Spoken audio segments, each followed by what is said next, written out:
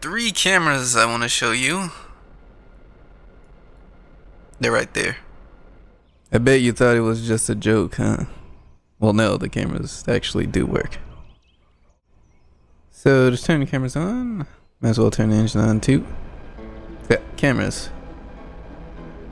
I made it a little bit bigger because I'm not sure if you'll be able to see this. But that's the front camera. There's also a back camera. There's even a zoom button. Works for the front too.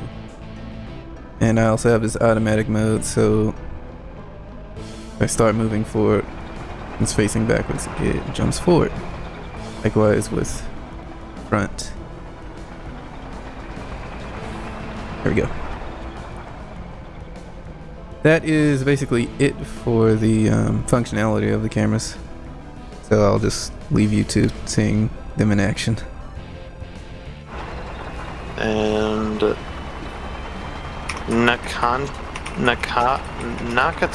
basement stairs on ground 0. I have to extract twice from that location, whatever that means. Scavs with headshots doesn't seem so bad. Yeah, we didn't see a single scav that raid though. No. Dude, I got 1800 XP just from killing 2 people and surviving 3. That is crazy. 1800 is kind of mid though. It's not that good. I know, that's what I was saying.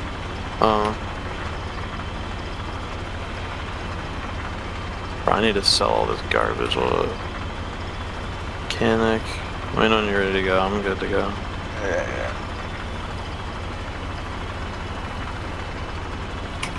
Get rid of all this trash.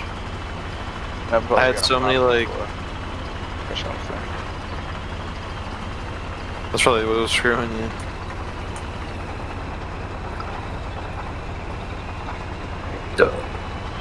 If you mount the floor and then we get into the raid, by the time we get out, it should be done and not affect you unless we die at the very beginning. In which case, you wouldn't have gotten any XP anyway, so who cares? It doesn't even pop up on my screen with mopping the floor. You don't need to, I guess. Is that an actual kill streak you get, mopping the floor? What? No. Mopping the floor is a thing in the hideout you have to do, otherwise you get like fuel consumption. Oh, you actually have to mop the floor, okay. You have to mop the floor, otherwise it screws you, yeah. Wow. Yeah. Yeah. Just don't look up where it is. Yeah.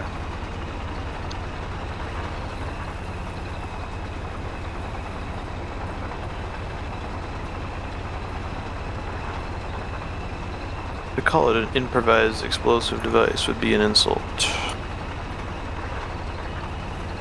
I put so much work into this, Your Honor. What is it or called? whatever it Easy says. Money Part 1? Yeah, I'm looking it up right now. Oh, it's on the chair. It's on the little chair. Yeah. Okay, but The northern part of the camp. yeah, the top part. Yeah. It's by the back section on the right, or like behind the tent. I'm not sure. Oh no, I think it's to the left of the medical table. I don't know. We'll figure it out. Yeah. Let me just sell some of this stuff real quick. But every raid is gonna be tough though, because there's just gonna be people camping it.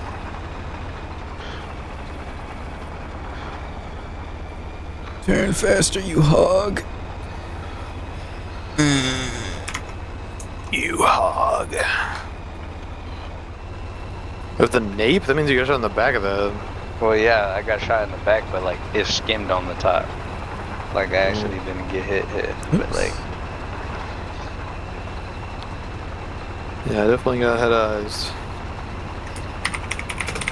Yes, I just hate that friggin' shooting someone in the head multiple times just to get fucking scammed because they have that stupid ass helmet.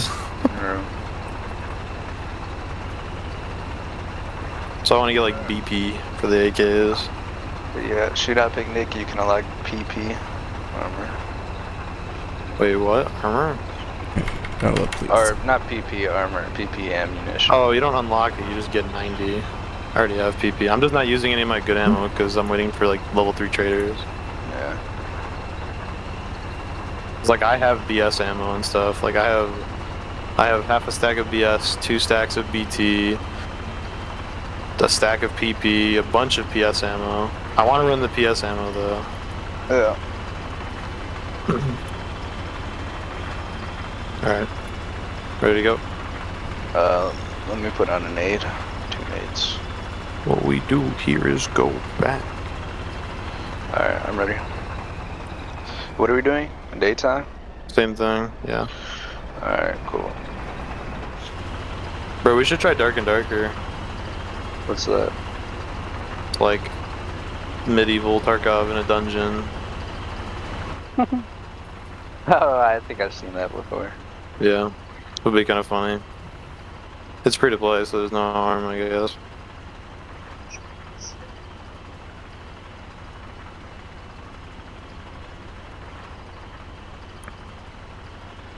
I don't even know how they're monetizing that game though. Maybe they'll have like a cosmetic thing, battle pass. I'm not sure. Okay. I'm paying attention to what I was looking. That doesn't make any sense in this context, but whatever. Like I don't know how anyone found that fun, bro. I will truly never understand. Yeah. In Black Ops 4, there's like a secondary ability for a fire break. He had like a fusion pod, and he was it was like it was like a burst thingy. Yeah. That was his secondary ability in Black Ops 3, but it was like a nerfed version that's like ultra slow because they realized how stupid it was in Black Ops 3.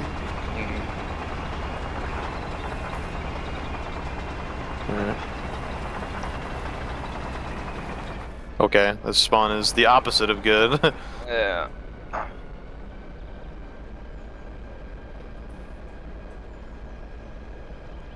We're both suppressed, so we can shoot it well. No.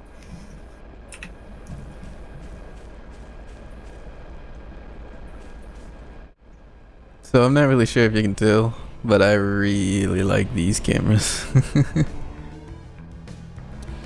So having these cameras is kind of like having a mini-map if you ever play World of Tanks or War Thunder. I can't really aim and drive at the same time, but it's a lot easier than trying to look where my gun's pointing and then look where my tank's pointing and look back. Instead of moving my whole hand, I just move my eyes. That's kind of nice. And I'm not really sure, I haven't tried it shooting anything because this tank still isn't finished, but just having a camera look behind you and just looking at it every now and then might be useful. Alright, so I thought I'd show you roughly how to do this, and I'll try to keep it quick. The first thing you want to do is make a render texture. So you do that by create render target. I've named mine main texture, and I also recommend you create a material type GMOD screen space base texture and make sure you point it to your main texture. Next up is the actual function, so we have our texture and material from earlier. So let's just pass up the functions and go down to the hooks. These are important. So render scene, you need to hook a function into render scene to call renderView. If you call renderView anywhere else, it's not going to work. So the function I've hooked on to render scene is called captureView. It's just right here. So the first thing you need to do is select your texture, and then you can call the renderView function. But I just have a camera that is at my feet, looking where my eye angles are, basically where I'm aiming. So that's all good. Next up, we can actually draw or render it somewhere. So let's try using the render target first, but basically in that I'm using draw HUD because I just want it to be on my screen, and we'll use just the render target. So this is without the material.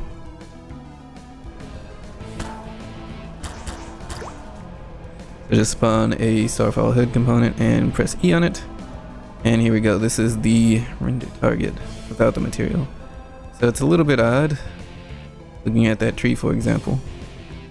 There's like some strange opacity issues even when I'm near something. Let's use the material instead. So material, Pleasure View Matrix, type equals 2D, and that's it. And also set the material and pop view matrix when you're done. This is basically copied from the render view example included in Starfall. And this is way better. So none of those transparency issues from earlier. Looking at the tree again. So calling renderView is pretty expensive. So one of the things I did for the version on the tank is gone ahead and put it on a timer and limited it to 30 FPS. And this is roughly how you can do that. You need a new interim function. And over here, basically, I'm putting my render scene hook in the interim function and calling capture view from here instead. So in capture view, it's the exact same, however, you remove the render scene hook. So it like goes one time until you call start new capture. And instead of running that on the hook, you run it on a timer. So right now I have it set to 10 frames per second, or 1/10. There we go. But if I look at the rest of the map, for example, about 1 millisecond.